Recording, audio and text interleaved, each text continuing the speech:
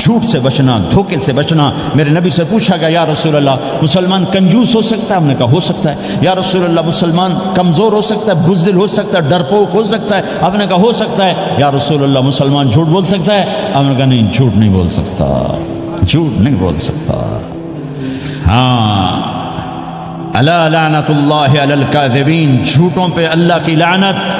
اس لعنت کے ساتھ 400 پاؤنڈ بچا لیے، 4000 بچا لیے، 4 ملین بچا لیے، 4 بلین بچا لیے، 4 ٹریلین بچا لیے، ساری دنیا کو بچا لیا، اور اوپر اللہ کی لعنت پڑی تو اللہ کی قسم گھاٹے کا سودا ہے۔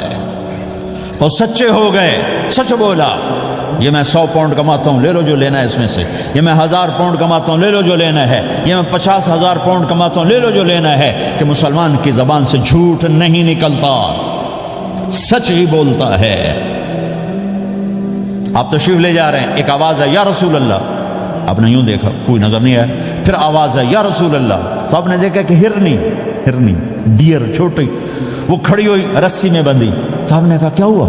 کہا جی آپ کا صحابی مجھے پکڑ کے لایا ہے، میرے چھوٹے چھوٹے بچے بھوک سے رو رہے ہوں گے، آپ مجھے چھوڑ دیں، میں بچوں کو دودھ پلا کے واپس آ جاتا، مجھے پتا ہے میرے اللہ کی تقدیر میرے بارے میں کیا ہے۔ تو آپ نے کہا اگر تو واپس نہ آئی تو پھر؟ تو اس نے کہا مجھے اللہ جہنم میں ڈال دے۔ آپ نے اس کی رسی کھول دی، خود وہیں بیٹھ گئے۔ اس نے دوڑ لگائی اور پہاڑوں میں گم ہو کے، تھوڑی دیر کے بعد وہ دوڑتی ہوئی آئی اور آ کے سر یا رسول اللہ میں حاضر ہو گیا۔ تو آپ نے اس کو باندھ کے وہیں آپ بیٹھ گئے نہیں۔ دیر کے بعد وہ صحابی آئے جنہوں نے اس کو شکار کیا تھا، پکڑا تھا، تو کہنے لگے، ان کا یا رسول اللہ آپ یہاں کیسے؟ کہا میں ایک درخواست لے کر آیا ہوں۔ کہا کیا؟ کہ یہ ہرنی مجھے ہدیہ کر دو۔ کہا یا رسول اللہ سب کچھ آپ کا ہے، کہنے بس یہ ہدیہ کر دو۔ کہا یا رسول اللہ حاضر۔ تو آپ نے اس کو لے کر رسی اس کی گردن سے نکالی کہ جا بچی اپنے بچوں کے پاس جا کے خوشی منا۔ سچ نجات دیتا ہے اور جھوٹ ہلاک کرتا ہے۔ ایک ہرنی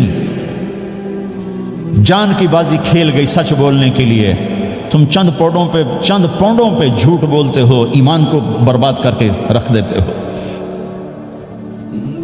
مسلمان جھوٹ نہیں بولتا، مسلمان دھوکہ نہیں دیتا، مسلمان کی زبان سے سخت بول نہیں نکلتا، کسی کو بے عزت نہیں کرتا، کسی کو کی بے کامی نہیں کرتا، کسی کا دل نہیں توڑتا، کسی کو ذلیل نہیں کرتا، خود سہتا ہے، اوروں کو خوشیاں دیتا ہے، خود دکھ سہتا ہے، اوروں کو راحت دیتا ہے، خود تکلیف سہتا ہے۔ یہ میرے نبی کے اخلاق ہیں، یہ میرے نبی کی زندگی ہے، اور یہ اسلام کا سب سے بڑا چیپٹر ہے، وہ سب سے مشکل چیپٹر ہے۔ جب میرے نبی نے لمبی نمازیں پڑھی تو اللہ نے روک دیا کہ میرے حبیب ما انزلنا علیک القرآن لتشقى، اتنی لمبی نماز نہ پڑھ کے تو تھک جائے۔ میرے نبی نے تبلیغ میں زور دکھایا تو اللہ نے روک دیا، فلتذهب نفسک علیہم حسرات، میرے نبی اتنا غم نہ کر کے آپ خود ہی آہیں بھرتے بھرتے آپ مر جائیں۔ میرے نبی نے مال سارا خرچ کیا، اللہ نے اس سے بھی روک دیا، ولا تبسطها كل البسط فتقعد ملوما محسورا، اتنا خرچ نہ کریں کہ آپ خود پھر دکھی ہو کے بیٹھ جائیں۔ خرچ کرنا بہت بڑا عمل، تبلیغ سب سے سارے عملوں کا سردار عمل، تبلیغ سے بڑا کوئی کام ہوتا تو اللہ نبیوں کو دیتا، اگر تبلیغ سے بڑھ کر کوئی کام ہوتا تو اللہ نبیوں کو دیتا، گشت سے بڑھ کر کوئی محنت ہوتی تو اللہ نبیوں کو دیتا۔ 950 سال نوح علیہ السلام گشتی کر رہے ہیں، اور اللہ کی مان لو، اللہ کی مان لو، اتنا عظیم عمل کا میرے نبی درمیانہ نماز سب سے بڑی عبادت، میرے نبی درمیانہ کام، لیکن جب میرے نبی نے اخلاق اچھے کیے، دشمن کو معاف کرنا، تو ایک آدمی آپ سوئے ہوئے تھے، آپ کی تلوار لٹکی تھی، ایک آدمی آیا، اس نے آپ کی تلوار اتاری اور یوں ہماری پسلی میں، آپ اٹھ کے بیٹھ گئے۔ اب وہ قتل کے ارادے کے لیے آ چکا ہے اور تلوار یہاں ہے، کہتا من یمنعک منی، اب بول تمہیں کون بچائے گا؟ تو آپ نے مسکراتے ہوئے کہا اللہ، تو اس کے ہاتھ سے تلوار گر پڑی، تو آپ نے اٹھا لی، آپ نے یوں سیدھی کی، اب تو بچا، تجھے کون بچائے گا؟ وہ کہنے لگا مجھے تو ہی بچائے گا، وہ تو اللہ کو جانتا نہیں تھا، کہا بابا مجھے تو ہی بچائے گا۔ تو آپ کہتے ہیں اس کا سر اڑا دو، یہ نبی کو قتل کرنے آیا ہے۔ میرے نبی نے فرمایا کلمہ پڑھتے ہو؟ کہا نہیں پڑھتا۔ کہا جاؤ معاف کیا۔ یہ میرے نبی کے اخلاق ہیں۔ 20 سال جنہوں نے قتل کے منصوبے بنائے، قتل کے منصوبے، مکہ والے، جب آپ مکہ میں فاتحانہ داخل ہوئے، ابو سفیان سب سے زیادہ آپ کو دکھ پہنچانے والوں میں پیش تو آپ نے ابو سفیان کو عزت دی، جو ابو سفیان کے گھر میں داخل ہوگا اس کو کچھ نہیں کہا جائے گا۔ آپ تو ابو سفیان کو بلا کے سولی پہ لٹکاتے، اور آپ کہہ رہے ہیں جو ابو سفیان کے گھر میں جائے گا اسے کچھ نہیں کہا جائے گا، جو بیت اللہ میں ہوگا اسے کچھ نہیں کہا جائے گا۔ سارا مکہ سامنے، آپ یوں بیت اللہ کا دروازے پر یوں دونوں ہاتھ ایسے ٹکا کے کھڑے تھے، پھر آپ نے کہا میں کیا کروں گا اب تمہارے ساتھ؟ تو سہیل بن عمر نے کہا آپ کریم ہیں، کریم کے بیٹے ہیں، تو آپ نے کہا جاؤ میں نے معاف کیا۔ یہ اخلاق آج مٹ چکے ہیں، مردوں سے، عورتوں سے، علم والوں سے، خانقاہ والوں سے، تبلیغ والوں سے، سب زیرو ہوئے پڑے ہیں۔ جب تک یہ اخلاق زندہ نہیں ہوتے اسلامی زندگی قائم نہیں ہو سکتی، اسلامی معاشرت قائم نہیں ہو سکتی، اور دین دو چیزوں سے آگے پھیلتا ہے، ایک دعوت اور ایک اخلاق۔ دعوت اور اخلاق، دعوت اور اخلاق۔ دعوت نہیں ہوگی تو اخلاق وہیں پڑے رہ جائیں گے، اخلاق نہیں ہوں گے تو دعوت کوئی قبول نہیں کرے گا۔ میرے نبی نے کتنے معجزے دکھائے مکے میں، نہیں کلمہ پڑھا۔ بدر میں ان کے 70 مارے گئے، فرشتوں کو دیکھا، جبریل کے گھوڑے کی آواز سنی، کلمہ نہیں پڑھا۔ خندق میں شکست ہوئی، کلمہ نہیں پڑھا۔ پانی نکلتے دیکھا، انگلیوں سے کلمہ نہیں پڑھا۔ ایک بکرے کا ایک بازو پکایا، ایک بازو بکرے کا، ایک اگلا جو بازو ہوتا، اور 40 آدمیوں نے کھانا کھایا اور ایک بوٹی کم نہیں ہوئی، ایک بوٹی کم نہیں ہوئی، کلمہ نہیں پڑھا۔ لیکن جب میرے نبی نے کہا جاؤ معاف کیا تو سارے ہی کلمہ پڑھ گئے کہ واقعہ یہ اخلاق نبی کے ہو سکتے۔ حنین کی جنگ میں جب بھاگے لوگ، شکست ہوئی، تو ایک صحابی کا بھاگتے ہوئے پاؤں ہمارے نبی کا پاؤں پر آیا، اور جوتا سخت تھا، تو آپ نے کہا اوجعتنی، اور آپ کے ہاتھ میں چھڑی تھی، آپ نے اس کو یوں ماری تو اوجعتنی، ارے تو نے مجھے کتنا زیادہ درد پہنچایا، دکھ پہنچایا۔ وہ بیچارے پگھل کے رہ گئے اور پریشان ہو گئے، اور فرماتے ہیں سارا دن میں پریشان، ساری رات پریشان کہ اللہ کے نبی کو میں نے تکلیف پہنچائی، اب میرا کیا بنے گا؟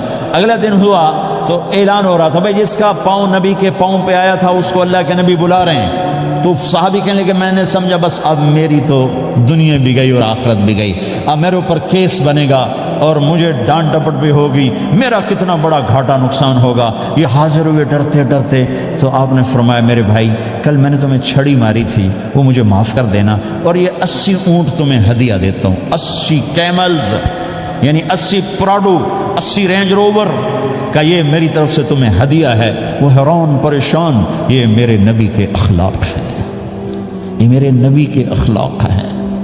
کانٹے بچھانے والی نے 4 دن آنا چھوڑ دیا، بیمار ہو گئی تھی، تو آپ نے کیا بات ہے وہ ہمارے راستے میں اب کانٹے کوئی نہیں ہیں؟ کہا جی وہ بیمار پڑی ہے جو کانٹے بچھاتے تھے، تو آپ اس کے گھر چلے گئے، ماں جی خیریت تو ہے، آپ ٹھیک تو ہیں؟ کہا بیٹا مجھے کلمہ پڑھا دے، بس تیرے اخلاق نے مجھے فتح کر لیا ہے۔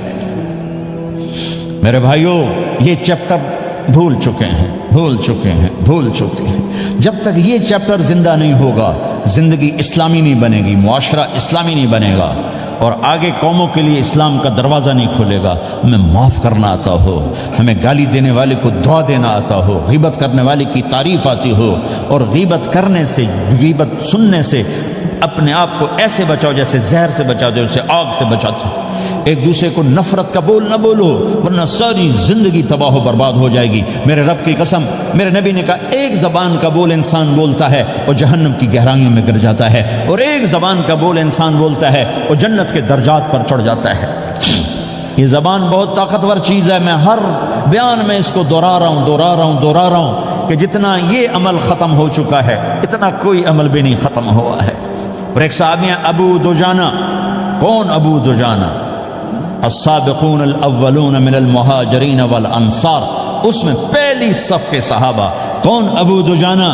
جب آپ حج پر گئے تو اپنی جگہ مدینے کا امیر ابو دجانہ کو بنایا۔ ابو دجانہ حج میں شریک نہیں ہوئے کہ آپ نے اپنی جگہ ان کو اپنا نائب بنا کے وہاں کھڑا فرمایا ابو دجانہ میری جگہ پر مدینے کا امیر ہے، یہ وہ ابو دجانہ ہیں۔ کون ابو دجانہ؟ جو جنگ بدر سے لے کر آخری حج تک ہر سفر میں شریک ہیں، ہر سفر میں شریک ہیں۔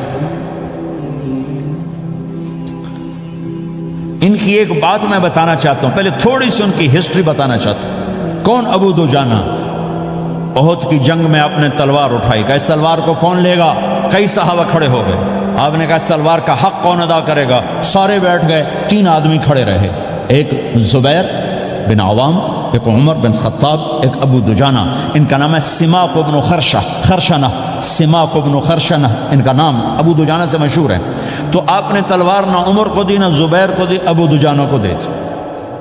تو عمر رضی اللہ عنہ نے تو محسوس نہیں کیا، حضرت زبیر نے محسوس کیا کہ اس کو کیوں دی، مجھے کیوں نہیں دی، میں مہاجرین میں سے ہوں، میں پھوپھی کا بیٹا ہوں، میں اس سے دلیری میں کم نہیں ہوں۔ بلکہ حضرت زبیر کی دلیری کی تو دھک تھی، جدھر سلوار چلتی تھی کاٹتی چلی جاتی تھی، کہنے کہ میں دیکھوں گا یہ کیا کرتا ہے۔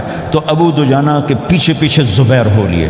تو ابو دجانہ نے جو حملہ کیا تو 3000 کا لشکر تھا، اس کو چیر کے پار نکل کے، پورے لشکر کو کاٹ کے پار نکل کے، اور آگے عورتیں کھڑی تھیں جو مکے کے لشکر کو تیار کر رہی تھیں۔ نحن بنات طارقی نمشی علی النمارقی مشی القتل بوارقی المسک فی المخالقی المسک فی المفارقی والدر فی المخالقی ان تقبلوا نعانقی وتدبروا نفارقی فراق غیر وامقی، یہ گانا گا رہی تھیں اور ان کو تیار کر رہی تھیں۔ تو جب ابو دجانہ کی تلوار نظر آئی تو سب بھاگی، ہندا پکڑی گئی، تو آپ نے یوں اپنی تلوار ہندا کے سر پر رکھی، انہوں نے چیخ ماری، تلوار ہٹا لی۔ تو زبیر پیچھے پیچھے کہ یہ کیا کیا ہے؟ جنگ میں اگر کوئی عورت حصہ لے اسے مارنا جائز ہے، ویسے جائز نہیں ہے، عورت کو، بچے کو، بوڑھے کو ہاتھ لگانا جائز نہیں ہے۔ تو انہوں نے کہا تلوار کیوں نہیں چلائی؟ کہا میرے محبوب کی تلوار ہے، عورت کے خون سے رنگین کر کے اس کی شان نہیں گھٹانا چاہتا، یہ میرے نبی کی تلوار۔ پھر واپس ہوئے، پھر اٹیک کیا اور پھر مجمع کو چیر دیا۔ سامنے ایک آدمی آ رہا تھا ہاتھی کی طرح، اتنا لمبا موٹا تازہ۔ تو زبیر کہنے لگے میرے جی میں آیا کبھی اس کی ٹکر ہونا، پھر میں دیکھوں ابو دجانہ کیا چیز ہے۔ تو اللہ کا کرنا ایسا ہوا، ابو دجانہ دونوں آمنے سامنے ہو گئے۔ تو وہ ایسے شاہ سوار تھے کہ دونوں طرف کے لشکر ذرا تھم گئے اور وہ دونوں بھڑ گئے۔ ابو دجانہ کے اپنے جوہر، اس پہلوان کے اپنے جوہر، غبار اٹھا، مٹی اٹھی، اور اس کی اپنی طاقت، ان کی اپنی طاقت، انہوں نے ابو دجانہ کو اس نے زخمی کر دیا۔ ابو دجانہ نے جو جوش میں آ کے ماری تلوار، اس کو لگی یہاں، تو اتنی طاقت سے لگی کہ اس کے نیچے اتر کر 2 ٹکڑوں میں تقسیم کر دی۔ یوں ماری تو ایک حصہ ادھر، ایک حصہ، پھر یوں دیکھا اور اپنے چہرے سے لوہے کی ٹوپی اتاری، اما ترا انا ابو دجانہ، کیا دیکھ رہے ہو؟ میں ہوں ابو دجانہ، تلوار صحیح لی ہے میں نے، غلط نہیں لی۔ یہ ابو دجانہ ہیں۔ اور جب شکست ہو گئی احد کی جنگ میں، اور پھر 10-12 آدمی نے آپ کو گھیرے میں لیا ہوا تھا، ان میں ایک ابو بکر تھے، عمر تھے، علی تھے، طلحہ تھے، زبیر تھے، سعد بن ابی وقاص تھے، اور سہل بن حنیف تھے، عبادہ قتادہ بن نعمان تھے، اور ابو دجانہ تھے رضی اللہ تعالی عنہم۔ ان میں سے ایک ابو دجانہ بھی تھے۔ اور یمامہ کی جنگ میں ابو دجانہ شہید ہوئے، یمامہ کی جنگ میں شہید ہوئے۔ یہ ابو دجانہ کی تھوڑی سی سیرت آپ کے سامنے آئی ہے۔ اس کے بعد اب آپ ان کے قول کو سنو تاکہ اس کا وزن آپ کے سامنے آئے۔ یہ بدر کے شریک ہیں، اللہ کے نبی نے کہا بدر کا صحابی جو مرضی کرے بخشا گیا۔ یہ صلح حدیبیہ کے شریک ہیں، اللہ نے قرآن میں کہا لقد رضی اللہ، میں ان سے راضی ہو گیا۔ یہ صحابی ہیں، اللہ نے کہا کلا وعد اللہ الحسنی، اے میرا نبی تیرے ہر صحابی کے لیے جنت کا وعدہ ہے۔ اور اب یہ کیا کہتے ہیں؟ یہ کیا کہتے ہیں لوگو؟ ان ارجع عملی عند، لوگو میرے پاس، ابو دجانہ میرے پاس بخشش کا سب سے بڑا عمل جانتے ہو کیا ہے؟ بدر نہیں، احد نہیں، حدیبیہ نہیں، خندق نہیں، خیبر نہیں، فتح مکہ نہیں، آخری حج نہیں، کیا ہے؟ کیا ہے لوگو؟ ان ارجع عملی عندی، میرے پاس آخرت میں بخشش کا سب سے بڑا عمل بس ایک ہے کہ ما آذیت احدا بلسانی، میں نے اپنی زبان سے کبھی کسی کو دکھ نہیں پہنچایا۔ ولا اجد فی قلبی غلا لاحد، اور میرے دل میں کسی کے لیے بغض کوئی نہیں ہے، بس یہ میری بخشش کا عمل ہے۔ تو بھائیو، نبی کے اخلاق میں 2 چیزیں لے لو، ایک زبان سے کسی کو دکھ نہ دو، ایک دل میں کسی کا بغض نہ رکھو۔ اللہ کی قسم بغیر حساب کتاب کے جنت میں جاؤ گے۔ بڑے بڑے جنید بغدادی اور بڑے بڑے معرفت والے تمہیں دیکھتے رہ جائیں گے، تمہاری رفتار اتنی تیز ہوگی کہ تمہیں وہی پکڑ سکے گا جس کا یہ 2 عمل تم سے زیادہ اچھا ہوگا۔ جس روڈ پہ رش ہوتا آپ وہاں سے گاڑی ہٹا لیتے ہو، ادھر نہیں جانا، ادھر رش ہے، وہ سائن وغیرہ آپ کو آ جاتے ہیں کہ ادھر بلاک ہے، ادھر نہیں جانا، ادھر جانا ہے۔ تو جہاں روڈ پہ رش ہوتا ہے تو قیمتی سے قیمتی گاڑی کی رفتار بھی آہستہ ہو جاتی ہے، اور جہاں روڈ خالی ہوتا ہے تو پرانی گاڑی بھی بھاگے جا رہی ہوتی۔ ہمارے یہاں پرانی گاڑی ہوتی ہے نا، پرانی بسوں کے پیچھے لکھا ہوتا ہے نہ انجن کی خوبی نہ ڈرائیور کا کمال، خدا کے سہارے چلی جا رہی ہے۔